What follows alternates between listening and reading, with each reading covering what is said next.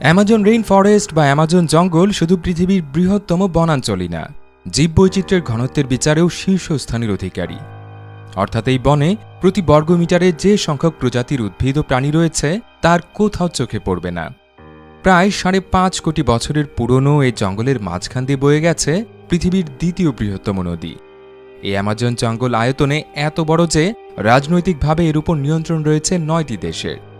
তবে বাণিজ্যিক কারণে নিয়মিত এই বনাঞ্চলের বিস্তীর্ণ এলাকা উজাড় করা হচ্ছে, যার পরিণতিতে বায়ুমণ্ডল থেকে কার্বন ডাইঅক্সাইড শোষণের ক্ষমতাও পৃথিবীর ক্রমে হ্রাস পাচ্ছে। জলবায়ু পরিবর্তনের বিরূপ প্রভাব নিয়ে উদ্বেগের মধ্যে বিষয়টা মরার উপর খাড়ার ঘায়ের মতো অবস্থায় তৈরি করেছে। বিশ্বের বৃহত্তম এই জঙ্গল নিয়ে আপনাদের বিস্তারিত জানাতে এই ভিডিওটি তৈরি করা হয়েছে। সুপ্রিয় দর্শক, চলুন তবে আর কথা না বাড়িয়ে আদ্যপান্তরী পর্বে অ্যামাজন জঙ্গল সম্পর্কে সেই তথ্যগুলো জেনে আসি।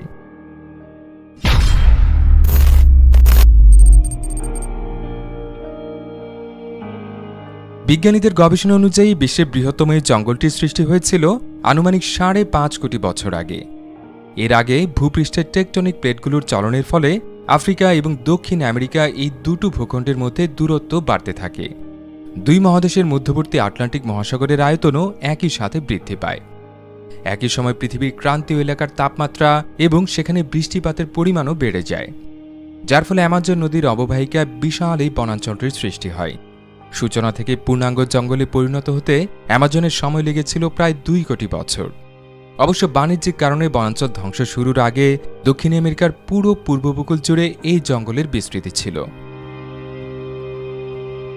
আনুষ্ঠানিক হিসেবে অ্যামাজন জঙ্গলের বর্তমান আয়তন প্রায় 55 লাখ বর্গ কিলোমিটার বা 21 লাখ বর্গমাইল।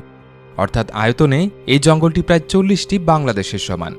অ্যামাজন জঙ্গলটি যদি কোনো একক রাষ্ট্র হতো তবে আয়তন এটি বিশ্বের 9ম বৃহত্তম রাষ্ট্রের স্বীকৃতি অর্জন করত।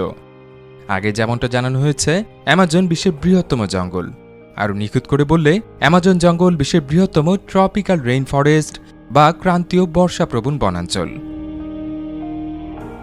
সাধারণত অ্যামাজন জঙ্গলের কথা শুনলেই মানুষের কল্পনায় ব্রাজিল দেশটির নাম ভেসে আসে। কিন্তু অ্যামাজন নদীর অববাহিকা জুড়ে বিস্তৃত অ্যামাজন জঙ্গলের রাজনৈতিক নিয়ন্ত্রণ মূলত 9টি দেশের হাতে রয়েছে। যদিও শতকরা প্রায় 60% বনাঞ্চলের নিয়ন্ত্রণধারী ব্রাজিলের সীমানাতেই জঙ্গলটির বেশিরভাগ এলাকা বিদ্যমান। এছাড়া অন্য 8টি দেশের মধ্যে পেরুর নিয়ন্ত্রণে রয়েছে শতকরা প্রায় 13% জঙ্গল। শতকরা প্রায় 8% নিয়ন্ত্রণ নিয়ে বলিভিয়া আছে তৃতীয় অবস্থানে। শতকরা 7 এবং 6% কিছু বেশি এলাকা নিয়ন্ত্রণে থাকায় কলম্বিয়া এবং ভেনিজুয়েলা রয়েছে যথাক্রমে 4র্থ এবং 5ম অবস্থানে। এরপর গায়ানার নিয়ন্ত্রণে রয়েছে শতকরা 3% কিছু বেশি এলাকা। সুরিনামের নিয়ন্ত্রণে শতকরা 2.5%। তালিকার 8ম এবং 9ম স্থানে রয়েছে যথাক্রমে ফ্রেঞ্চ গায়ানা এবং ইকুয়েডর। এই দুটো দেশের নিয়ন্ত্রণে রয়েছে শতকরা 1.4 এবং শতকরা 1% বনাঞ্চল। বিশ্বের বৃহত্তম ক্রান্তীয় জঙ্গলের বুক চিরে বয়ে চলেছে বিশ্বের বৃহত্তম নদীগুলোর একটি। প্রায় 7,000 কিলোমিটার দৈর্ঘ্য বিশিষ্ট অ্যামাজন বিশ্বের দীর্ঘতম নদীর তালিকায় 2য় অবস্থানে রয়েছে। মিশরে অবস্থিত নীল নদের দৈর্ঘ্য অ্যামাজনের চেয়ে বেশি, কিন্তু পানি প্রবাহের হিসেবে অ্যামাজনের ধারে কাছেও কোনো নদ নদী নেই। এই নদীর মোহনা দিয়ে প্রতি সেকেন্ডে প্রায় 21 কোটি লিটার পানি আটলান্টিক মহাসাগরে গিয়ে পড়ে। বিশ্বের বৃহত্তম নদ নদীর তালিকায় পরবর্তী 7টি সম্মিলিত জলপ্রবাহ এর চেয়ে কম। পৃথিবীর সবগুলো নদীর মোহনায় যে পরিমাণ পানি প্রতিদিন সাগর বা মহাসাগরে মেশে তার 1/5 এই অ্যামাজন নদীর মোহনা দিয়ে প্রবাহিত হয়। শুধু তাই না, এই অ্যামাজন নদীর অববাহিকাও আয়তনের হিসেবে বিশ্বের বৃহত্তম। এর আয়তন 70 লাখ বর্গ কিলোমিটারের বেশি। অ্যামাজন নদীর আরেকটি বিস্ময়কর বৈশিষ্ট্য হচ্ছে এর উৎপত্তি প্রশান্ত মহাসাগরের কয়েকশো কিলোমিটারের মধ্যে অবস্থিত আন্দিজ পর্বতমালায় হয়েছে, অথচ এটি প্রশান্ত মহাসাগরে মিলিত হবার বদলে প্রায় 7,000 কিলোমিটার ঘুরে আটলান্টিক মহাসাগরে মিশেছে। দীর্ঘ এবং খরস্রোতা এই অ্যামাজন নদীর পুরোটা সাঁতরে এক অনন্য রেকর্ড গড়েছেন যুক্তরাষ্ট্রের নাগরিক মার্টিন স্ট্রেল।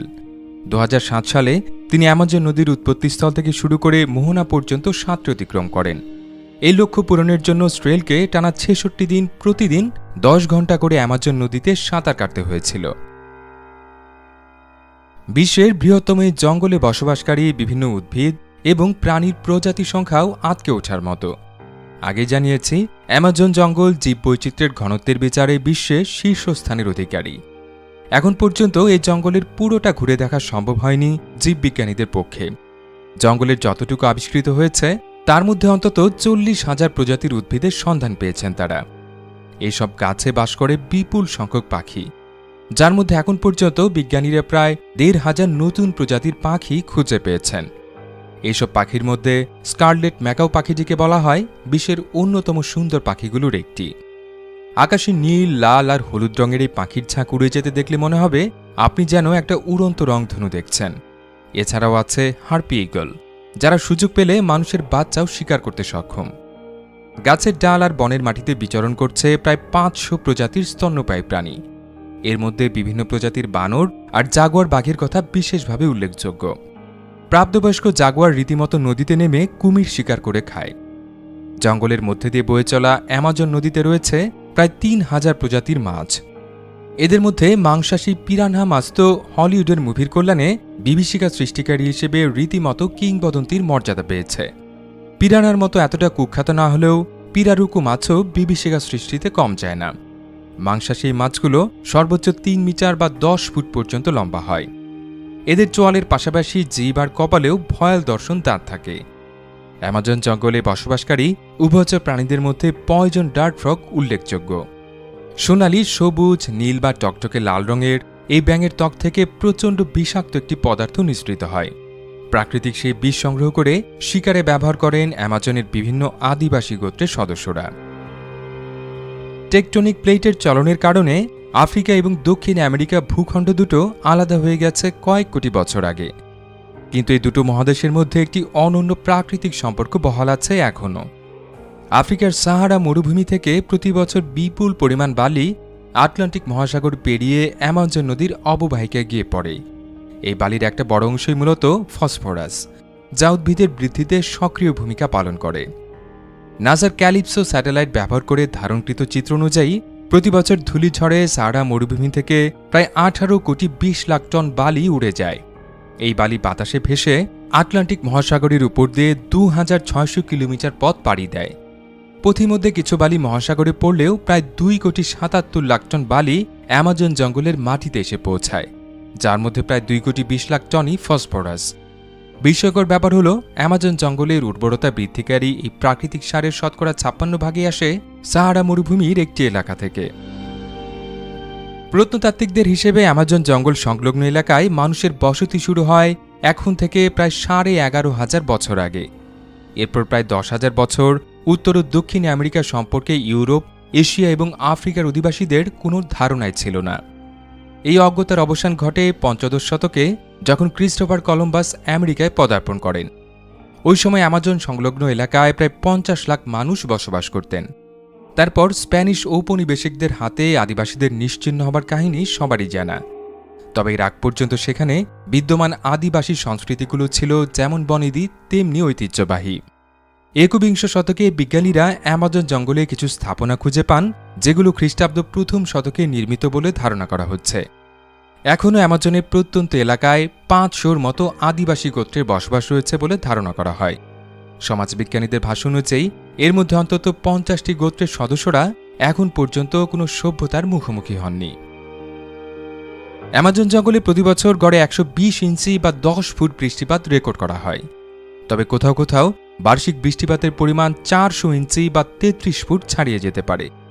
বিস্ময়কর ব্যাপার হলো, এমন বৃষ্টিপাতের পরেও অ্যামাজন জঙ্গলে বিদ্যমান প্রায় 4,000 কোটি গাছের ডালপালা এতটাই ঘন যে অনেক সময় বৃষ্টির পানি মাটি পর্যন্ত পৌঁছতে 10 মিনিটের বেশি সময় লেগে যেতে পারে। ডালপালার এই ঘনত্বের কারণে অ্যামাজনের মাটিতে শতকরা 1 ভাগের বেশি সূর্যের আলো পৌঁছায় না। বিশ্বের বৃহত্তম এই জঙ্গল বাণিজ্যিক কারণে নির্বিচারে ধ্বংস করা হচ্ছে। 2018 সাল নাগাদ বিজ্ঞানীদের হিসেবে অ্যামাজনের শতকরা 17 ভাগ এলাকায় উজাড় হয়ে গেছে।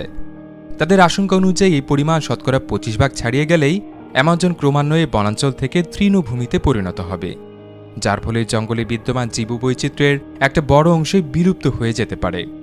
বিভিন্ন গবেষণা অনুযায়ী শুধু 1991 থেকে 2000 সাল পর্যন্ত 10 বছরে প্রায় 2 লাখ বর্গ কিলোমিটার এলাকার বনাঞ্চল উজাড় করা হয়েছে। এই জমি সরকারি এবং ব্যক্তিগত পর্যায়ে গবাদি পশুর খামার হিসেবে ব্যবহৃত হচ্ছে। বাণিজ্যিকভাবে বিষয়টি স্বল্পমেয়াদে বেশি লাভজনক হলেও দীর্ঘমেয়াদে পরিবেশের জন্য তা ব্যাপক হুমকি হয়ে দাঁড়িয়েছে।